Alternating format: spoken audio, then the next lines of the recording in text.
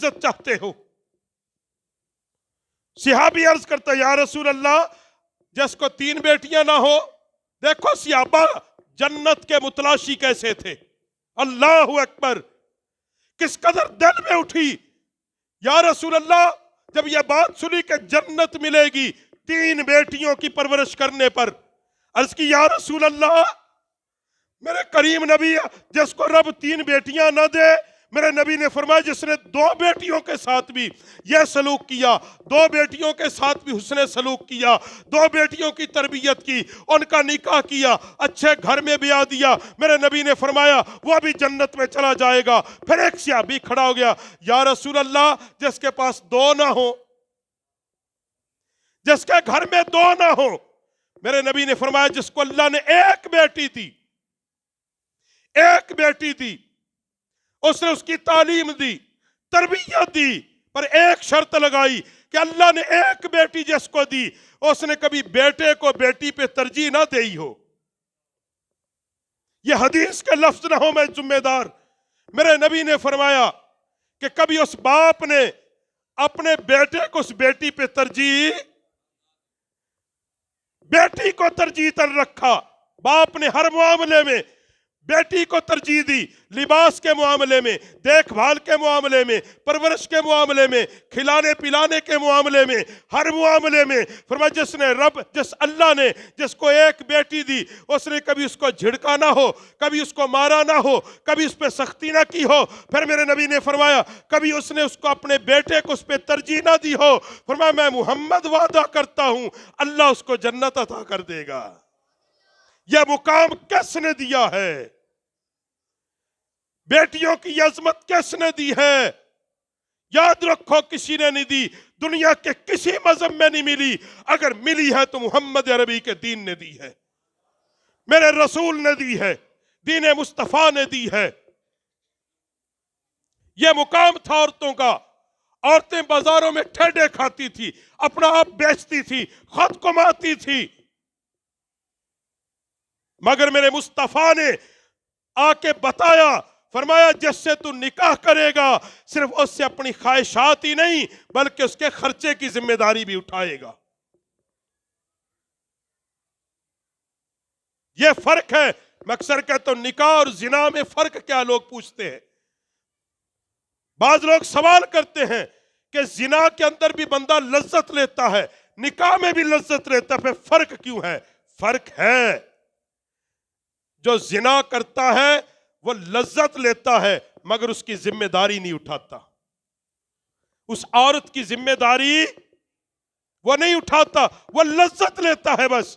مگر نکاح یہ برکت ہے، میرے نبی کی سنت کی برکت ہے کہ لذت بھی لوگے اور جس سے لذت حاصل کی ہے اس کا خرچہ بھی اٹھاؤ گے، اس کی ذمہ داری بھی اٹھاؤ گے. اور یہ عورت کو کس نے مقام دیا؟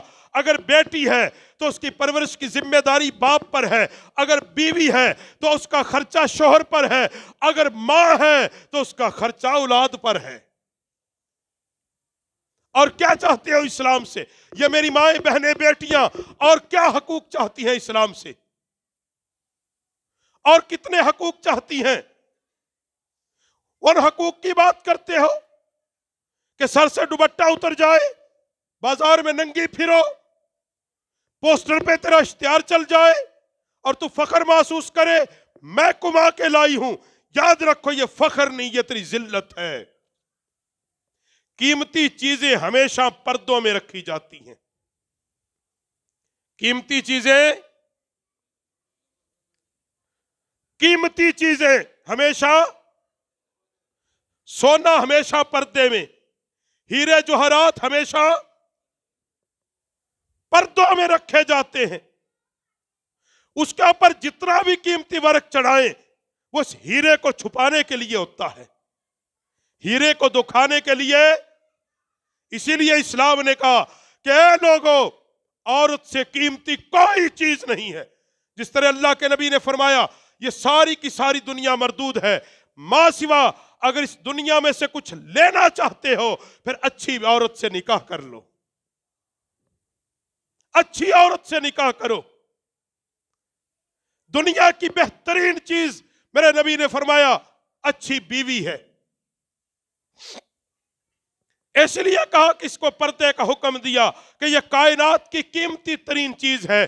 कीमती क्यों है? कि ये वो नायाब हीरे हैं जिसकी गोद से जो बच्चे पैदा होंगे वो वक्त के इमाम और मुत्तकी बन जाएंगे। इसलिए इस्लाम ने कहा औरत को पर्दा दो, तहारत दो, लोगों की नजरों से छुपा के रखो, गैर महरम की नजर से ढक के रखो। किस लिए? फरमाया जिसकी कोख से बच्चा पैदा हो फिर वो हुसैन की सीरत वाला पैदा होना चाहिए, वो गौसे आजम जैसा होना चाहिए, वो दातारी हजवेरी जैसा होना चाहिए, मोइनुद्दीन चिश्ती अजमेरी जैसा होना चाहिए। अरे वो तब होगा जब तुमने अपनी बेटियों का किरदार, अपनी बेटियों की तरबियत, उनकी सीरत सैयदा कायनात, सैयदा खातून जन्नत की सीरत के मुताबिक की होगी। यूरोप और मगरब याद रखो वहां कोई औरत के हकूक नहीं है। वो सिर्फ इस्लाम में मुसलमानों से, उनकी बेटियों से पर्दा छीनना चाहता है। वो मुसलमान बच्चियों को नंगा करना चाहता है। वो मुसलमान मर्दों को बेगैरत और बेज़मीर करना चाहता है। अगर मेरे भाइयों उसको इतना ही औरत का ख्याल होता, आज कई महीनों से गजा की सरजमीन पर, फलस्तीन पर हजारों औरतें नहीं कट रही, हजारों बेटियां नहीं मर रही। लाहौर के छरा बाजार में एक औरत पे चंद जुमले कसे गए, किसी ने उसको मारा नहीं, पीटा नहीं, गाली नहीं दी, सिर्फ उसको यह कहा तूने ये लिबास क्यों पहना है। वो कमिल में ये बहस अलग है। पूरे यूरोप और मगरब ने, पूरे मुक्तदर लोगों ने उधम मचा दिया। और सुनो किया क्या, वो जितना हजूम था उन सब पे FIR काटी गई, FIR काटी गई। कुछ लोगों को पकड़ा गया कि जनाब ये औरत की इज्जत का मामला था, ये औरत को हिरासा किया गया है। वो जब बात करता है पाकिस्तान और मुसलमानों को कि देखो तुम्हारे मुल्क में औरत को हिरासा किया जाता है, हम पूछते हैं इसराइल ने फलस्तीन के अंदर औरतों को हिरासा नहीं किया? क्या कश्मीर के अंदर इंडिया ने हिरासा नहीं किया? क्या इराक के अंदर तेरा अमेरिका आके वहां औरतों को हिरासा नहीं करके गया? क्या अफगानिस्तान के अंदर औरतों को जिंदा नहीं जलाया गया?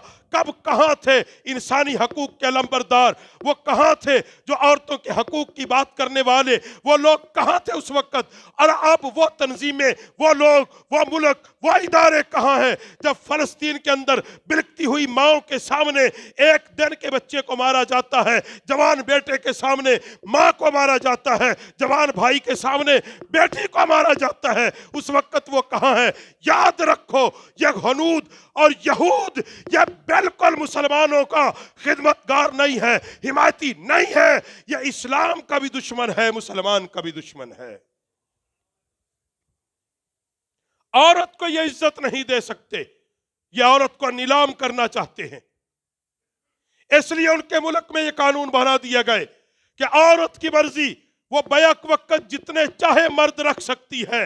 लेकिन इस्लाम की खूबसूरती यह है, औरत को कहा तू एक मर्द के निकाह में आएगी, वो एक मर्द तेरे तमाम खर्च का जिम्मेदार होगा।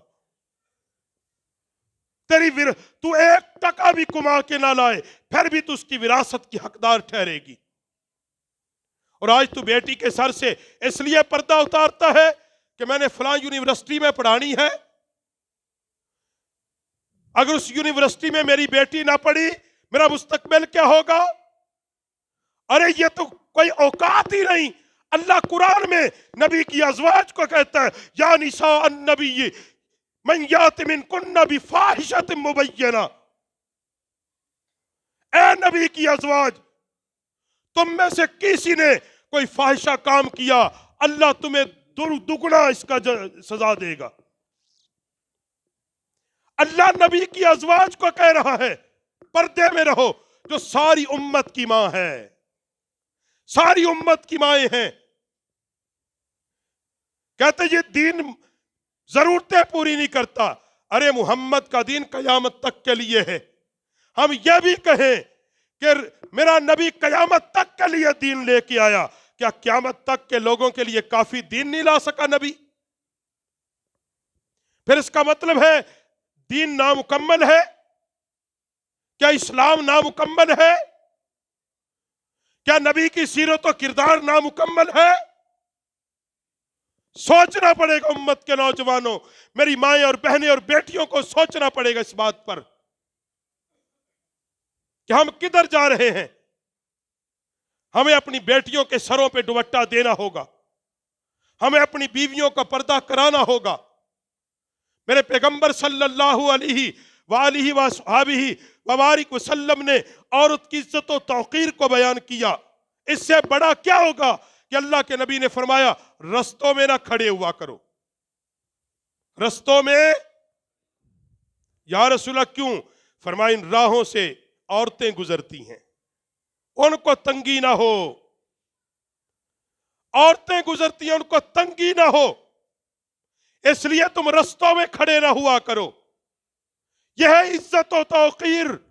اللہ کے نبی نے مردوں کو کہا تم کسی چوک چرستے میں نہ کھڑے ہو۔ عزت یہ ہے یا عزت یہ ہے کہ چوک چرستے میں کھڑی کر کے تو اپنی ماں بہن اور بیٹی کو نچائے؟ کیا عزت یہ ہے؟ عزت یہ نہیں کہ تیری بیٹی پردے میں گھر میں ہو، باپ خون پسینے سے کمائی کر کے لائے اور اس کے منہ میں لقمہ ڈالے۔ اللہ فرمائے عرش پہ، فرمائے بندے تو نے میری پیدا کرتا مخلوق کو اپنی بیٹی کو پالا ہے، میں اللہ اس دنیا میں تیرے رزق میں برکت ڈال دوں گا اور قیامت کے دن جنت عطا کر دوں گا۔ یا عزت یہ ہے کہ بیٹی کو دھکا دے کے کہا جائے اپنا کمار اور اپنا کھا؟ مقام و مرتبہ ایسا نہیں ہے۔ قرآن پاک نے اور دین اسلام نے جو حقوق بیان کیے ہیں یاد رکھو، ساری کائنات کی عورتیں، ساری کائنات کی عورتیں اکٹھی کرو اور ساری کائنات کی عورتوں کا تقوی، طہارت، نمازیں، روزے، حج، زکوٰۃ، پردے سب کچھ اکٹھے کرو۔